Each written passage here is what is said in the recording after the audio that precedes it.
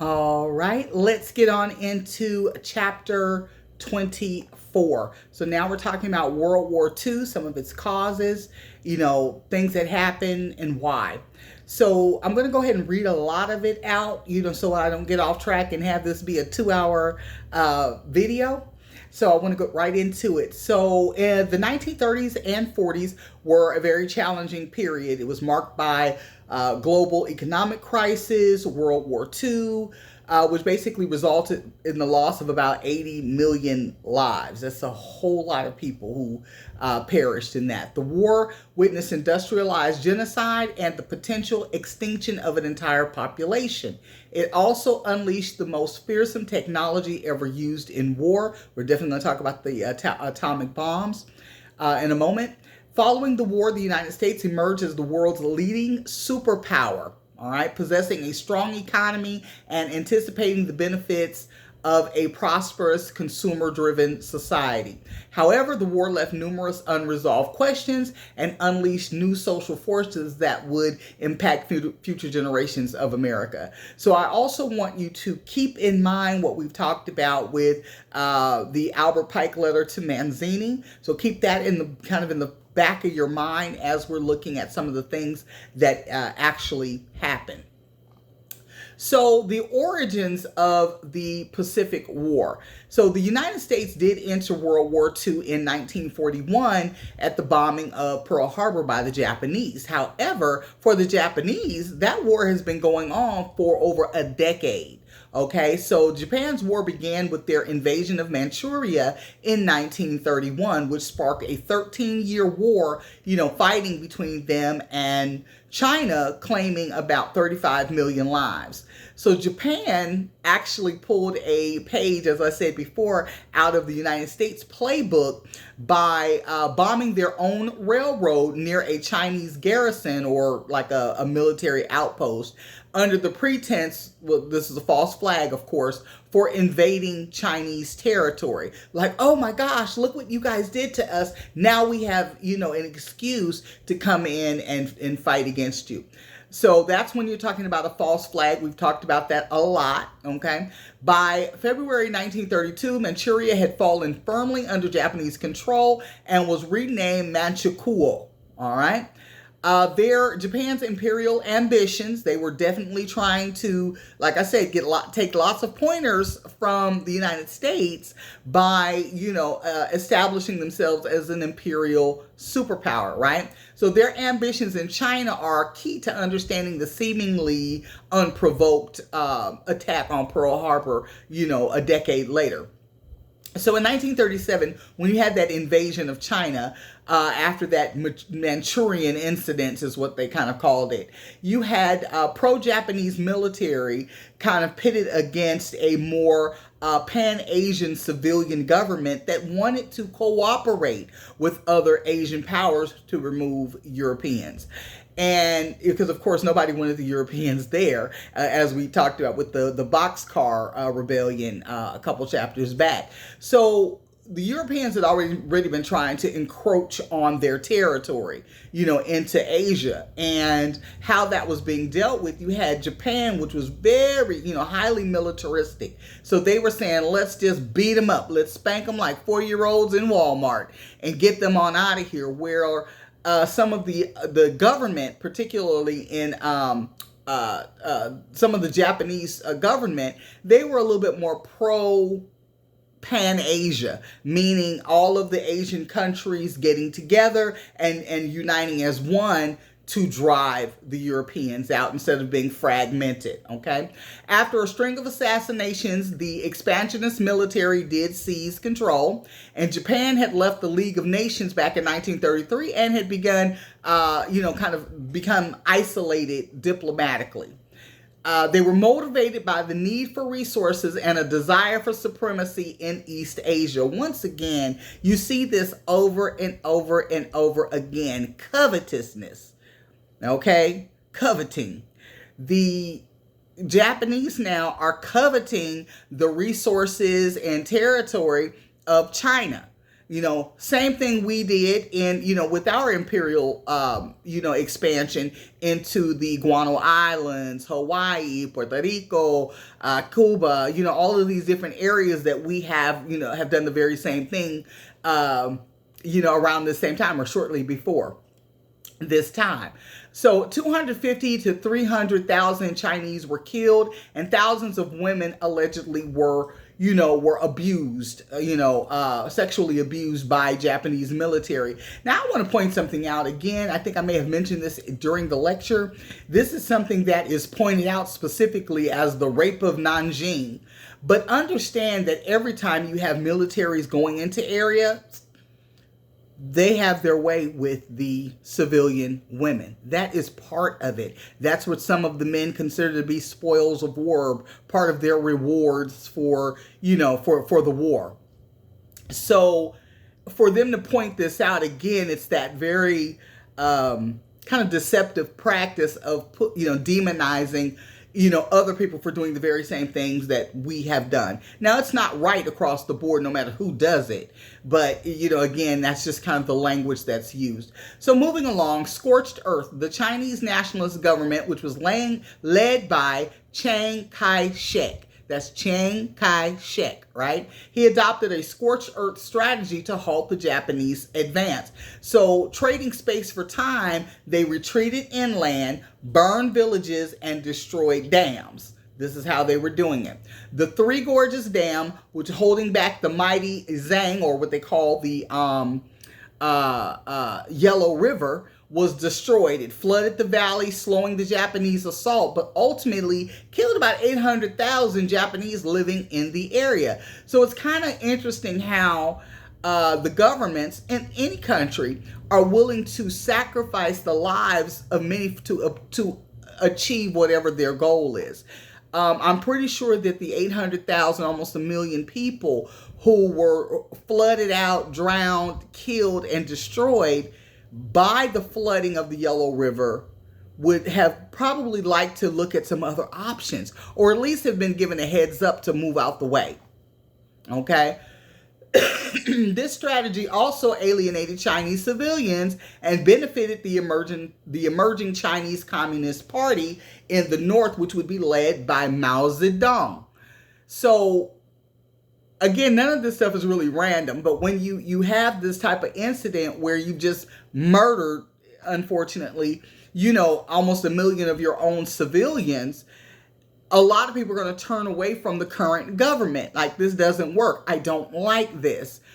So they go to somebody else. And who's the somebody else? In this case, it's Mao Zedong, who's a communist. So that's how some of how the beginning of the rise of communism in China began during this time. The United States, despite denouncing Japanese aggression, remained largely isolated and lacked the military power to oppose the Japanese invasion. So after the carnage of World War I, many Americans preferred isolationism. They're like, this is not our war. This is not our monkey, not our circus. Let's not. And tell everybody we did. Okay, we will support the Allies, but we're not getting involved in that. We were already gun shy after, the war, World War I. So isolationism is actually the desire to not become entangled in the diplomatic crises and wars around the world. The Secretary of State at the time, Henry Stimson, issued the Stimson Doctrine that the USA would not recognize any puppet state set up by Japanese invasion. So as the Japanese were gaining territory, they were setting up, their own leaders. Funny, another page from the playbook of the United States. The very same thing we attempted to do in Mexico. Remember, under imperialism, anybody who wasn't willing to play ball and allow America to just come in and exploit the area for the resources, the land, the property, and even the people and the labor of the people, if they weren't willing to allow that, America then, pretty much waged unofficial wars on them. Okay? Well, this is the exact same thing that Japan did, and as they set up their own guys,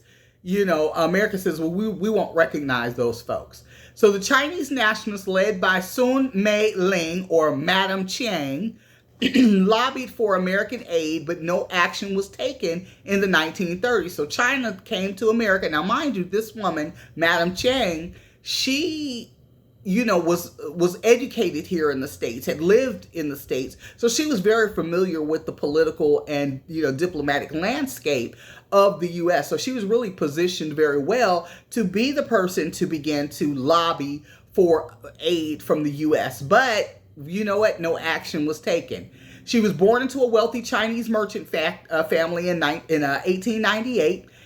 She spent much of her childhood in the United States and graduated from Wellesley College in 1917 with a major in English literature. Her ties to America allowed her to lobby more effectively for American support. As she wasn't getting it, unfortunately, we just wasn't giving much support there, we started to see the rise of Mao Zedong. Now, meanwhile, the Chinese Communist Party, under the leadership of Mao Zedong, grew in strength and numbers. Disgruntled peasant farmers swelled his ranks from 7,000 in 1935 to 1.2 million by the war's end. Why? Because, again, the former Chinese government flooded them out, killed them.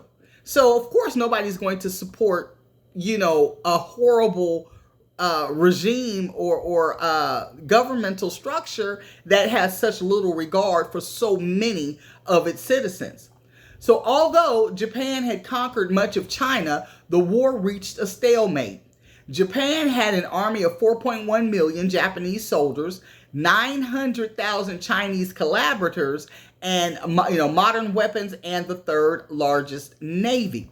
Japan had risen to become one of the most technologically advanced militaries in the world. Okay, going into the origins of the European War. Europe's major powers were still struggling with the after effects of World War I, when the global economic crisis spiraled much of the continent into chaos. Germany's Weimar Republic collapsed with the economy, and out of the ashes emerged Adolf Hitler's National Socialists, which we all call the Nazis. Championing German racial supremacy, fascist government, and military expansionism, Hitler rose to power and became chancellor in 1933. Nazis conquered German institutions, radio, and the press. Hitler repudiated, which basically means refused to accept, the punitive damages and strict military limitations of the Treaty of Versailles, which was part of what they had to sign at the end of World War I. Also, putting a lot of punitive damages against Germany monetarily, making them basically pay for the war. Excuse me. Making them responsible financially for the war. He rebuilt the German military and navy. He reoccupied regions lost during the war and remilitarized the Rhineland along with the border of France. So, getting into the Hitler's rise, he had an autobiography, Mein Kampf. He advocated for the unification of Europe's German peoples under one nation. Now, I'm not going to go into a whole lot of detail on that right now. I'm actually going to allow you all to read that in the chapter to go ahead and cover Hitler's rise. Okay, moving past that a little bit to expanding the German Reich.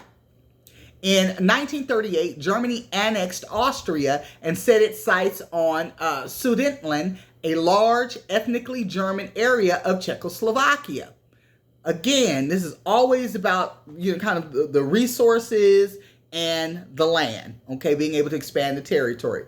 Britain and France were alarmed but still anxious to avoid war. They agreed, without Czechoslovakia's input, that Germany could annex the region in return for a promise to stop all future German aggression. Really? How do you think this is going to work out? So you've got the Czechoslovakians saying, hey, help us. These Germans are just taking us over, they're running roughshod. They're taking our land. And Britain and France is like, look, we just got through fighting with them. We don't want to fight anymore. So let them have it. Just let them take it. the Czechoslovakians had no choice. They had no say in the matter, no help, nothing. Okay, so they said, well, Mr. Hitler, if you promise not to be aggressive and take any more land from anybody else, we'll let you go ahead and run roughshod over the Czechoslovakians. Right.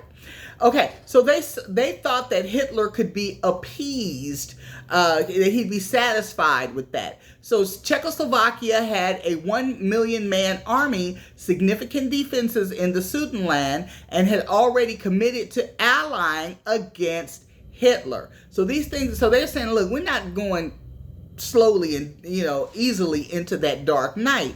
We will fight. And so if Britain, France, the U.S., somebody, one of you good superpowers, Russia, anybody, I don't care. If one of you guys want to stand with me, we have a 1 million man army ready to support. Okay, so in March 1939, Hitler took the rest of Czechoslovakia and began to make demands on Poland. What you thought he was going to do? Just be happy with Czechoslovakia? No, he can't even spell Czechoslovakia. He was ready for Poland. Okay, so Britain and France promised war if Germany invaded Poland. So Hitler signed a secret agreement, the Molotov-Ribbentrop Pact, with the Soviet Union that coordinated the splitting of Poland between the two powers and promised non-aggression thereafter. So it's like, okay, I'm going to have a little secret meeting with Russia. We're going to still take Poland, split it in half, but we're not going to be aggressive against anybody else. Right. See how that worked out when you did it with Czechoslovakia? Now they're making a similar pledge over Poland. Nicknamed the Hitler-Stalin Non-Aggression Pact, the two promised not to go to war for 10 years. It would be broken in two. It shocked the Western world because Hitler was a violent anti-communist, jailing and executing German communists during the 1930s, which, interestingly enough, we know that Russia is communist, right? Again, going back to, and this is why I say it's so important to keep going back to this letter that, wink, wink, may or may not have been written or be authentic, between Mussolini, to Mussolini from, hold on just a second. To Mussolini from Albert Pike. Well, at the end of the day, this is exactly what they're saying they were needing to happen. They're setting the stage so that lands all the way over in the Middle East, right outside of Africa into what we call the Middle East now, Palestine, is going to be taken and then given to for the Jewish state.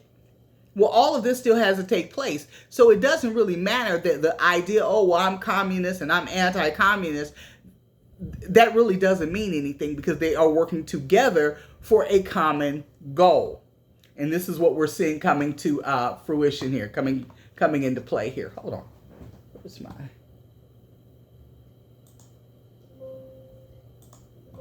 I'm sorry. Let me do this. There we go. Sorry, I had something else happening over here. Multitasking. Okay, so the European war began when the German Wehrmacht, or army, invaded Poland on September 1st, 1939. Britain and France declared war 2 days later, hoping Poland could hold out 3 to 4 months. They fell within 3 weeks.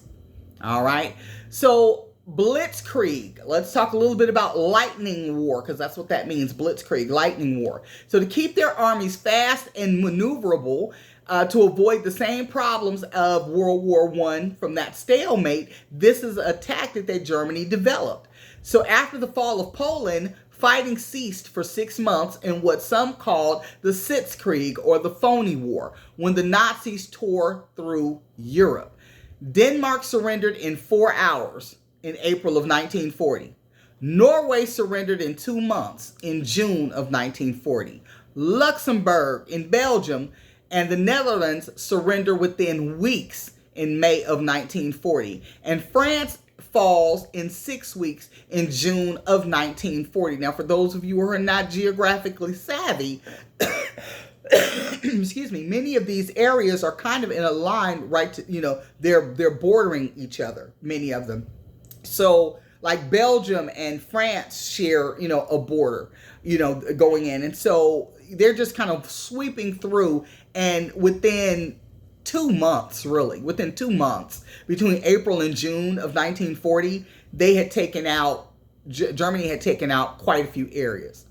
So the Soviet Union and Italy joins the fighting. The Soviet Union, with Joseph Stalin, emboldened by the West's inability to stop Japan or Germany, decided to expand their borders. So now they say, the United States is not that strong.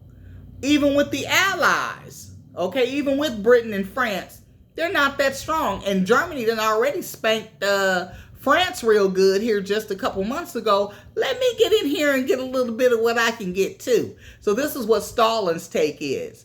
So September 17th, they invade and conquer eastern Poland, splitting it in half with the Nazis, just like they said they were going to do in their secret pact.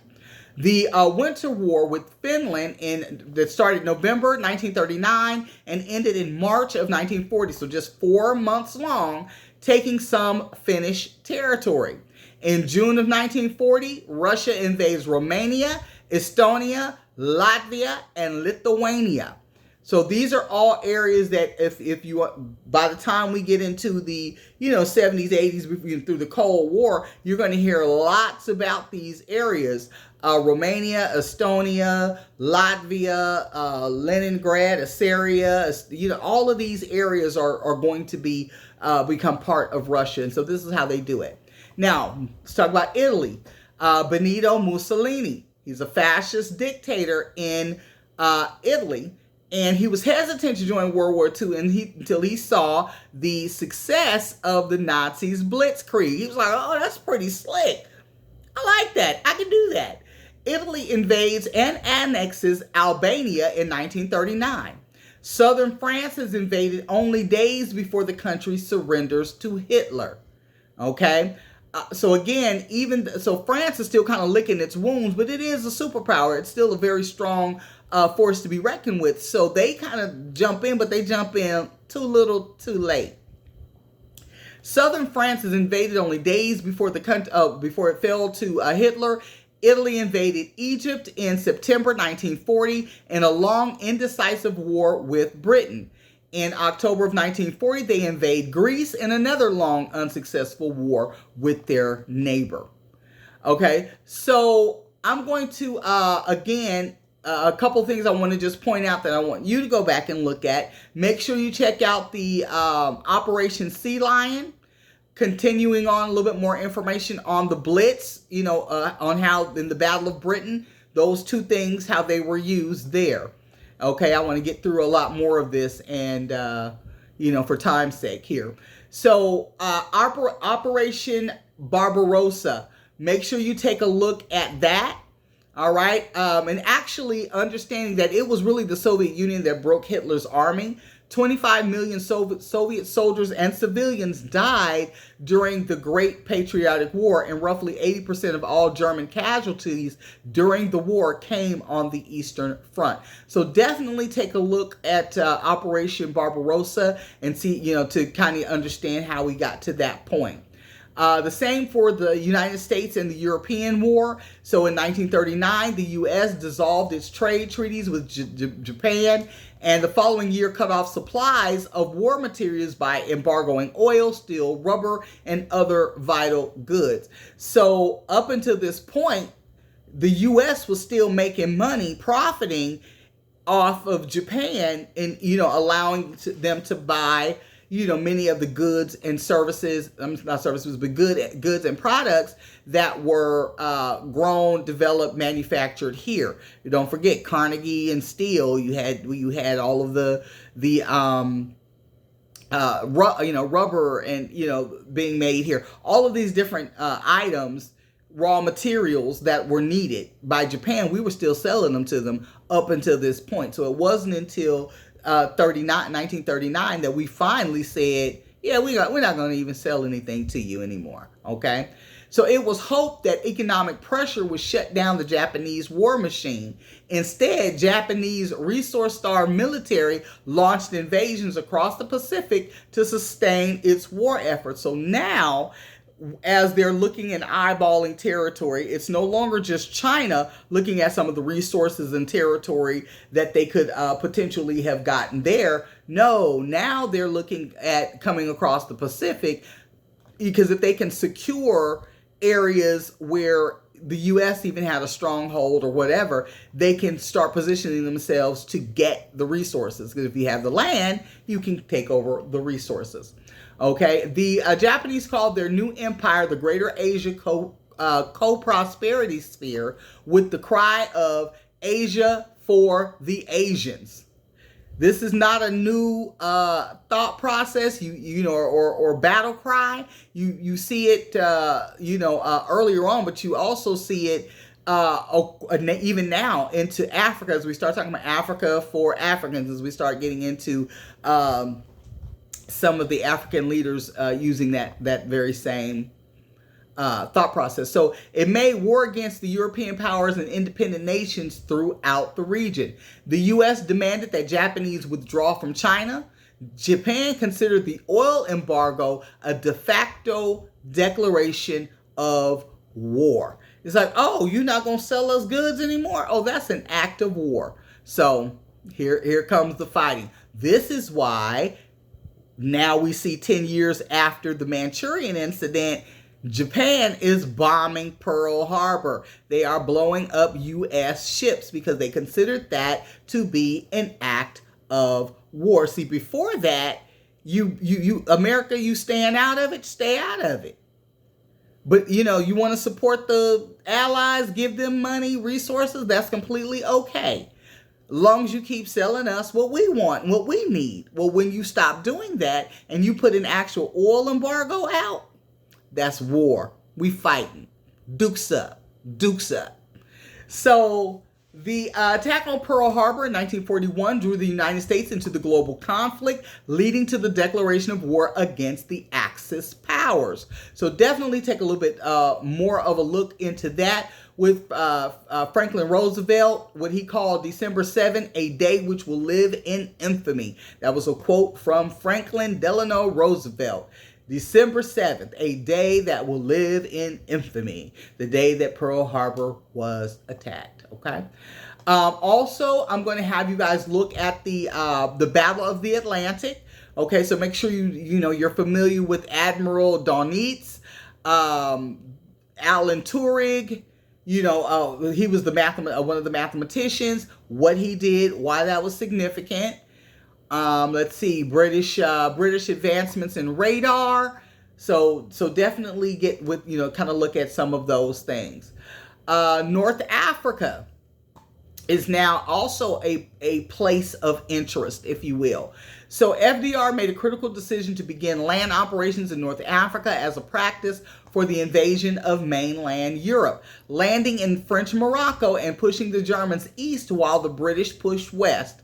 So fighting against Rommel, the Desert Fox, they had some cool little nicknames, the Desert Fox, okay, was a blistering defeat for America, but eventually the British caught up and helped. By 1943, the Allies had pushed the Axis forces out of Africa. So there's also some really great movies for you old school movie buffs. One of my favorite, Humphrey Bogart, Casablanca. So go ahead and check that out if you ever get an opportunity. It's set during this time in Casablanca. So a meeting in Casablanca, Morocco, between Churchill and Roosevelt settled in invading Italy. Excuse me, the soft underbelly of the Axis next. They also agreed to accept nothing less than unconditional surrender. We're not gonna, we're taking no prisoners at this point. It's all or nothing. This would avoid the type of lies the Nazis peddled, claiming World War I was not truly lost and the military was betrayed. So they're saying, you know what, we're not gonna take anything less than you being on your knees, kissing my boots, in full surrender. That's the only thing we're going to accept. All right. There were strategic bombing campaigns that were launched against Germany, causing devastation in cities like Cologne. The Americans placed their trust in the B-17 bomber, or as we call the Flying Fortress, with 13 machine guns and advanced Norden bomb sight. So check out those B-17s. There's a little bit more information on there. The P-51 Mustang fighters, etc. Just kind of get a little bit familiar with those.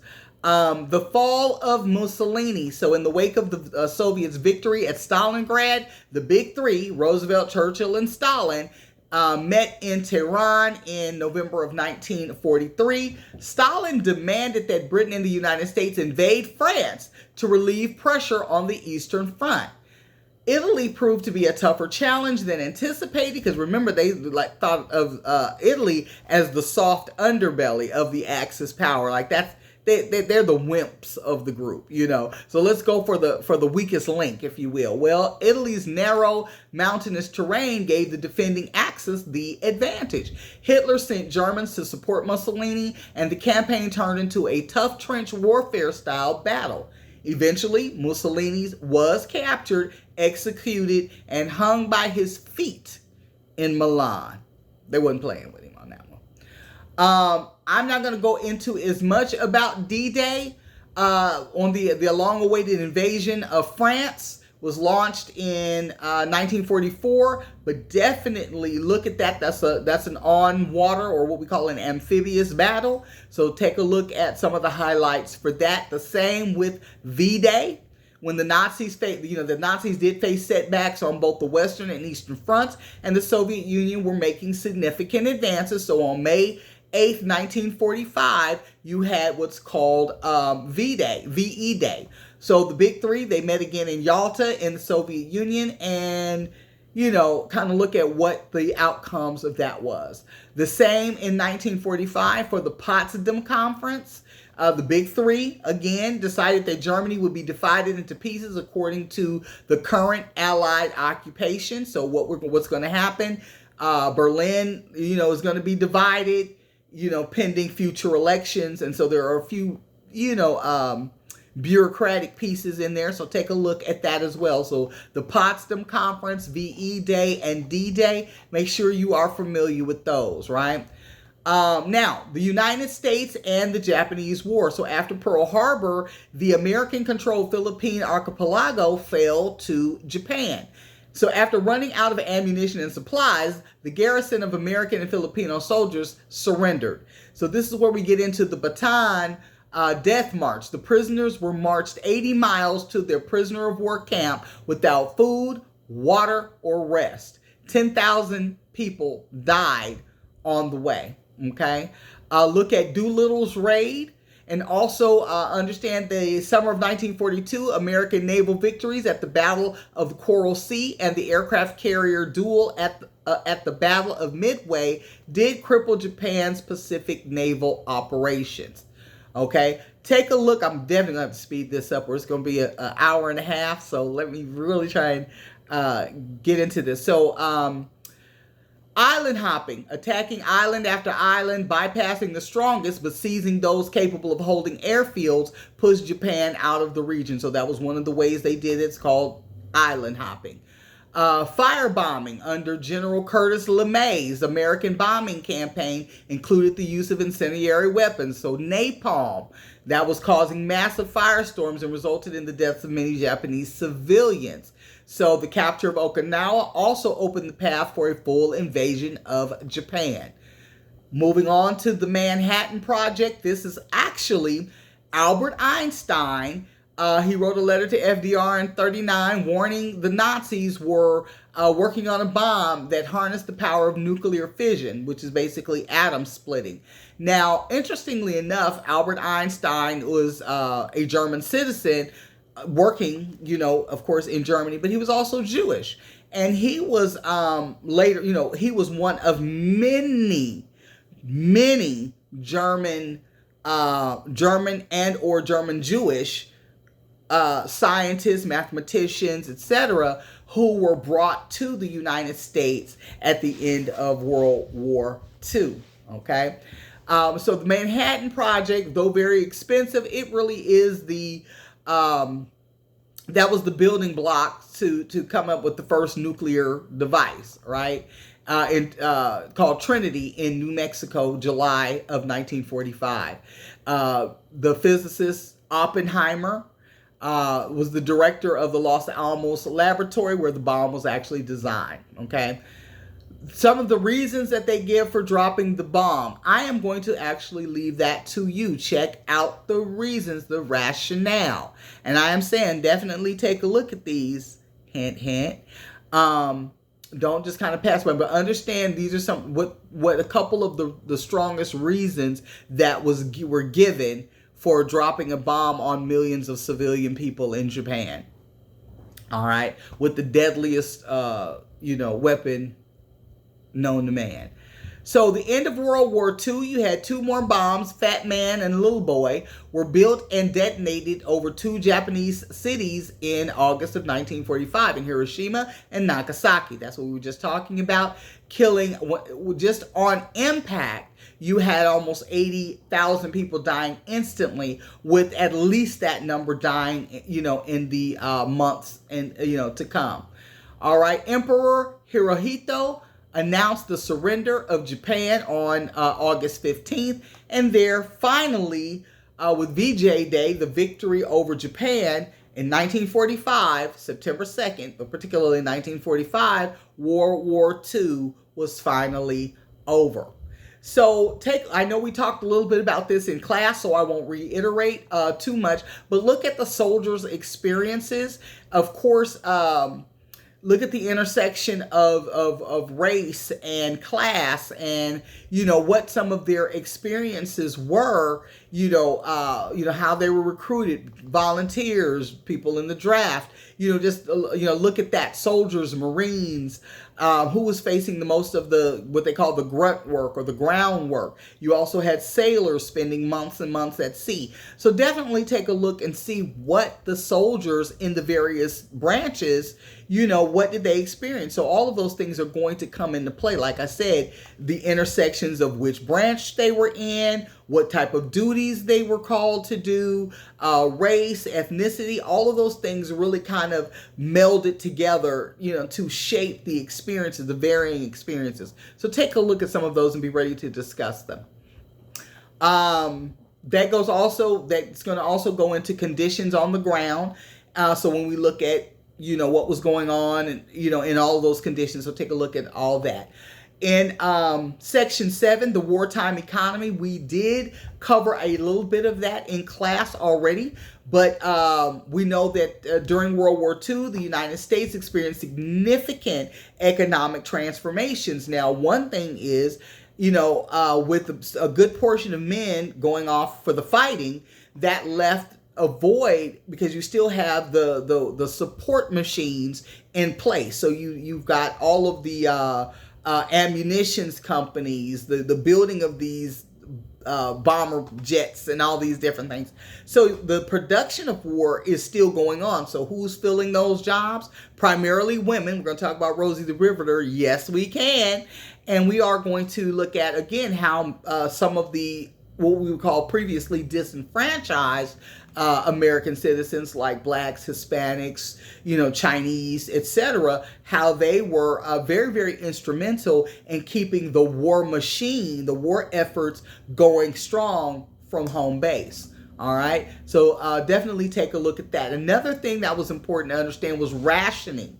So, how we can just go to the store and get whatever we want. No, many items were rationed. Each family can only get, this amount of this or a small bit of that. They stopped making cars. So when you look at a lot of the plants and the manufacturers, they actually switched over their operations from making goods that American for consumption or consumer-based goods. They switched over and started using that space to help with war efforts. So, they might have converted, as an example, they might have converted, let's say, a car manufacturing plant to a munitions building plant.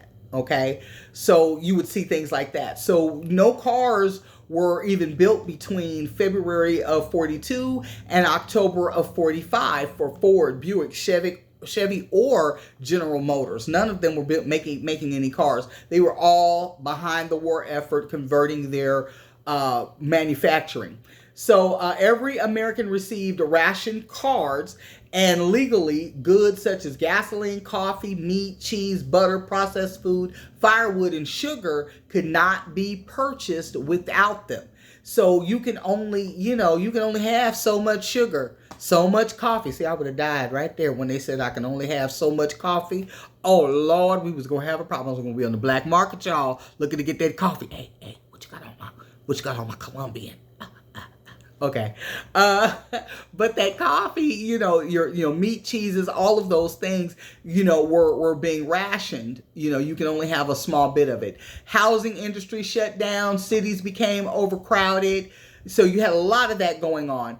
Also, people were working, but they weren't able to go and spend money because, again, things were rationed, and people weren't making movies, and you weren't really going able to just go out and buy and spend on things frivolously. So a lot of those girls, Rosie the Riveters, who were making a little bit of money, they really had no place to spend it. So a lot of that money was saved. That's going to come into play in the next chapter on some of the consumer goods once World War II is completely over. Bonds and taxes. So to fund the war effort and to prevent inflation, citizens were encouraged to save or buy war bonds. So that was bonds are kind of like buying stock, but in the government. So it's not like it's a guaranteed bet. I'll just say that. If you buy a stock for $25, you're basically saying you're giving the government $25. And when the bond matures, you'll get back $35 or $50 or however much, it's going to work. All right.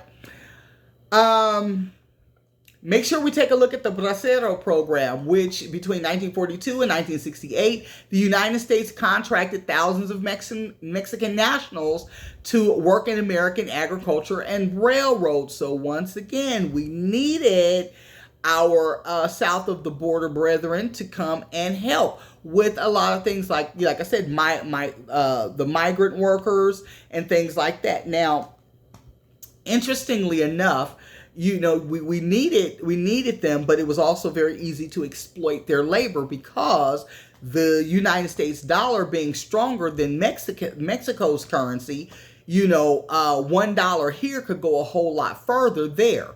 So, it was able to help make some, Mexicans, like you might make $1 a day. Now, really, that's an abysmally low amount of money. But if you're able to kind of take that, the majority of those $1 a days that you got to make and take it home, it actually would have been an okay amount of money back in Mexico. But here, with the cost of living and everything here, it really was very crippling and very exploitive, of the population. The program had mixed effects, both offering, again, exploitive labor conditions and economic opportunities for the participants, just what I was saying. They would call us pigs. They didn't have to treat us that way, said one of the employers. For me, it was a blessing. The United States was a blessing. It is a nation I fell in love with because of the excess work and good pay, said another person from the program. So once again, depending on what you were trying to do, yes, it was very exploitative. Let's make no bones about that. But what we look at as being exploiting their labor, which we were, the little bit of money that they were given really was a fairly decent amount of money, like I said, for back in Mexico. So if you were able to save, a good piece of your $1 a day, you'd have a little something to take home and really help your family. So take a look at a bit more of that. We talked, or I mentioned anyway, women during World War II, what we call them Rosie the Riveters. You see the famous poster, Yes We Can, so that's an iconic illustration of, Rosie the Riveter, but the women again were in the workforce. Also, women were volunteering, in the war effort itself. So those who chose not to work for volunteer opportunities with organizations like the American Red Cross. They were out there doing that, collecting blood drives. They were church and synagogue affiliates. They were, connected organizations, different type of benevolent associations, social club auxiliaries, all of this. I don't know if any of you, again, being kind of a movie buff, if you saw For the Boys with starring Bette Midler. As a volunteer. She was a singer, her role, her character was, which she is a singer, but her character was going around during World War II kind of entertaining the troops. So, I think that was based on a real story and that character. But I just remember Bette Midler, with her amazing voice. All right. Women in uniform. Yeah. So there were women who were actually in the Army and Navy Nurse Corps reserves. Okay, they employed like 105,000 women. The Women's Auxiliary Army Auxiliary Corps and the Navy's women accepted for volunteer emergency service. So you had ladies, seeing some battles, seeing some action, not necessarily as the gun-wielding, soldiers, but definitely out in battlefield areas operating as nurses, doctors, and other, volunteer work to help support the boys, sometimes even on, battlefields or very close to battlefields. Excuse me. So, discrimination. Executive Order 8802 prohibited ethnic or racial discrimination in the nation's defense industry, including in companies, unions, and federal agencies. It also set up the Fair Employment Practice Committee. However, Black women face discrimination and segregation in both civilian and military sectors. So we already, it talked about how many women, the Rosie the Riveters, women were going into the companies and working and helping with the war effort, building machines, were operating heavy machinery. Well, again, just as any other time, Black women were making far less than their white female counterparts, right? They also, those Black women who were trying to assist our boys and our troops out in the fields working as nurses and volunteers were also facing heavy discrimination as well. When we talk about race in World War II, I'm not going to go into as much on that. I'm going to let you guys read some of it. But I will talk about A. Philip Randolph, the president of the Brotherhood of Sleeping Car Porters. This was the largest Black trade union. He threatened President Roosevelt with the March on Washington to address racial discrimination. So again, Black Americans were fighting kind of on two fronts. You're fighting in the war, but you're also fighting for equality and justice and rights right here on the home front.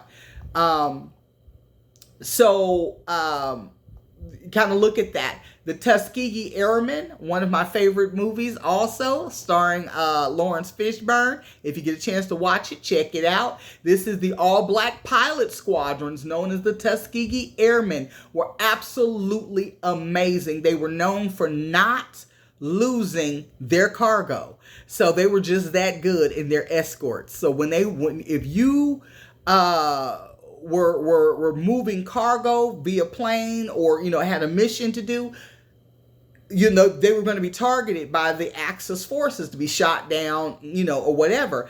But the Tuskegee Airmen, their squadrons were so effective and so good that they'd never lost any of their cargo, to the point where many white pilots would request those colored pilots. So that was very, very telling. Again, how with a little bit of cooperation and incentive for cooperation, people will get along, So there's that. Take a look at that. The Double V campaign, which is kind of what we talked about a little bit, where Blacks were fighting they're trying to get double victory. So you've got victory in World War II and then trying to get some victory right here on U.S. soil. There was a nonviolent direct action. So again, we see organizations like the NAACP. We talked a little bit about them already today. And CORE, so the Congress of Racial Equality. We're definitely going to get a little bit more into them as we get into chapter 26 along with NAACP, but very much the same backdrop. This is not an organic group, okay? But 1.5 million black Southerners migrated out of the Jim Crow South and moved north and west. So again, we're seeing a lot of movement, particularly west, like towards California, and then of course north and Midwest. Okay. The Zoot Suit riots of 1943. The Zoot Suit riots were a series of racial attacks and riots that erupted in Los Angeles, California in June 1943 during World War II. And we are really going to talk about that a little bit more when we get in, as we get more into chapter 26, which is where I kind of jumped to. So we're going to finish that up. But I'm going to talk a little bit more about that. The conflicts rose between tensions between Mexican-American youths who favored zoot suits and white soldiers and sailors stationed in the area. Over a week of riots and violence, white servicemen and civilians attacked and stripped Mexican-American youths of their zoot suits in various parts of Los Angeles. The racial unrest highlighted growing divisions and racism against Mexican Americans in Los Angeles at the time. So we're definitely going to talk about that. And I'm telling you, I see those brothers in those zoot suits and they just look mighty fine, mighty fine. All right. Go ahead and read through some of the enemy aliens. All right, so we're going to talk about the Japanese Americans and with German and Italian nationals. You know, because again, who was some of the immigrants coming in from the earlier part of the 1900s and late 1800s? Germans and then Italians, right? So they were being treated very badly because of, you know, the war. So take a look at that and what the Alien Enemy Act of 1942 was all about. Also, Japanese internment, why we rounded up all of the Japanese Americans in 1942 and placed them in internment camps, which was basically like horrible jails, right?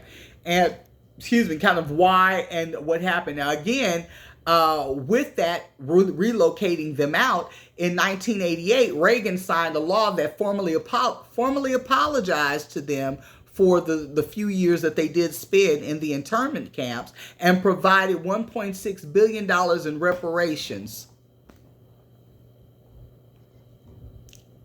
Yeah.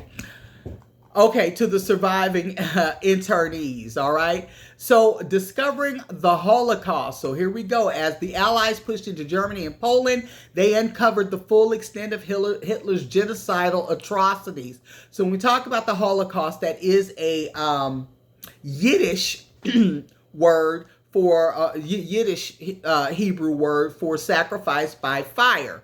And it was the murder of 11 million civilians. And they claim it included 6 million Jews. Now, we're going to talk about that a lot more as we go into and uncover some of that. But the Nazis targeted not only Jewish people, but gypsies, Polish people, Russians, black people, because, you know, during the diaspora, blacks were, you know, spread all over the globe. We were scattered to the four corners, you know, of the earth, as scriptures tell you what would happen to, you know, to Israel.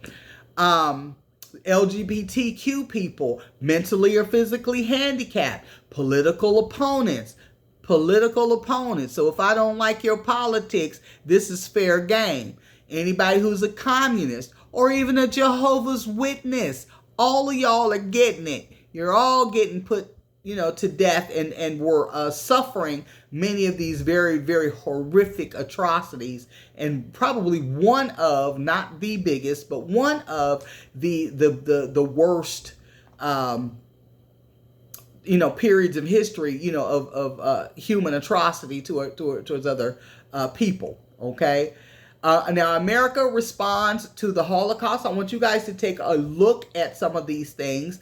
I'm not going to go into all of it, but once again, it ended up in a couple of things. One, with America, who had nothing to do with Germany or any of that, paying billions of dollars in reparations to Jewish descendants. Because again, this happened, 80 years ago. But even their grandchildren are still getting reparations for what happened over in Germany that we didn't have anything to do with it, but our tax dollars are going to pay reparations for them. So it's a very interesting point. But go ahead and take a look at some of that. And the rise of American anti-Semitism. Now, there's a couple of slides in here, but I'm going to really skip past them because I want you to kind of read it, because we're going to talk about it really when we come in more detail as we get into, again, chapter 26. So some of these things are going to meld so much into that. I'm not going to spoil it all, but definitely read it for your context now within this chapter for your quiz, okay? Moving on towards the United Nations, it being founded, the Atlantic Charter, 1941, the Declaration between Churchill and Roosevelt that formed the four freedoms and added the right of self-determination. So you start to see the United Nations emerging, and we'll definitely, like I said, talk a little bit more about that.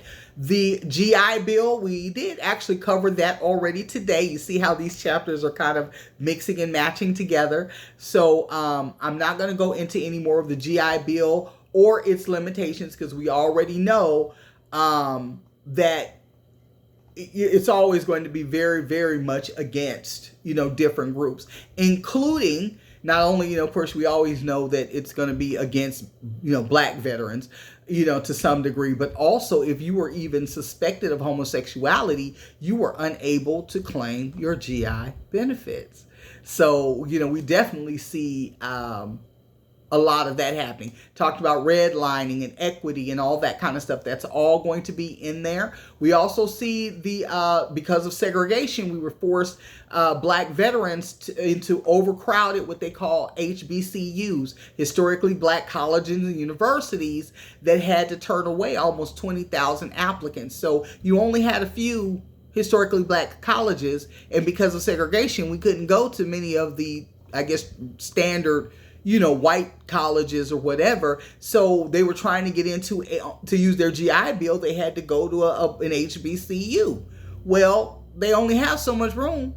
So they were turning people away so you had benefits that you couldn't use. So that's what's going on. It also goes into some more of San Diego's redlining map. We talked about that. LGBT experience in World War II, homosexuality was officially considered a mental illness and grounds for discharge or removal from the military. If anybody ever watched, was that Hogan's Heroes? It's an old show, I think, done in the 60s, but it was supposed to be set in World War II, and you had one character who walked around in drag, basically, the whole show, trying to get, it was Vietnam, but he was trying to be discharged based on homosexuality. But I think the joke was everybody knew that he was not, but this was his ploy or his play to get out of being in the military. Okay, if you ever get a chance to watch that, Hogan's Heroes. All right, so they go into cross-dressing soldiers, transgendering, gender norms also became more common, especially in entertainment shows and drag balls, catering to servicemen.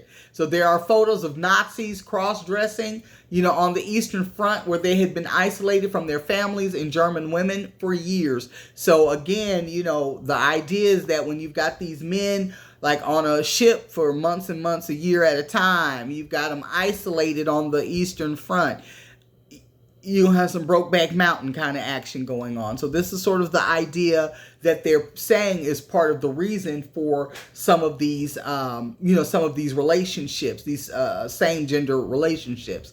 Memoirs and historic novels like The Lord is My Shepherd by Will Beckford gave firsthand accounts of gay military life in World War II. Christine Jorgensen was born George William Jorgensen Jr. in 1926, served in the military, and after being discharged, went to Denmark for sex reassignment surgery, one of the first widely publicized cases of this procedure in the 1950s. So this is going to be one of your first,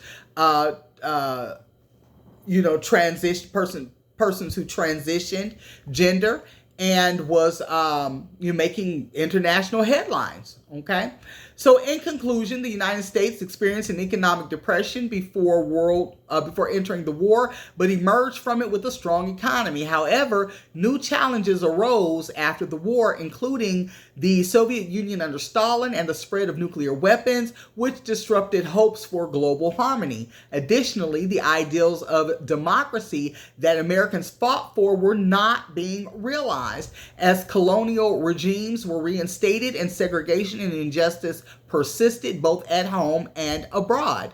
The war unleashed transformative forces that would shape the United States domestically and internationally. Well, that's it for chapter 24. Thanks.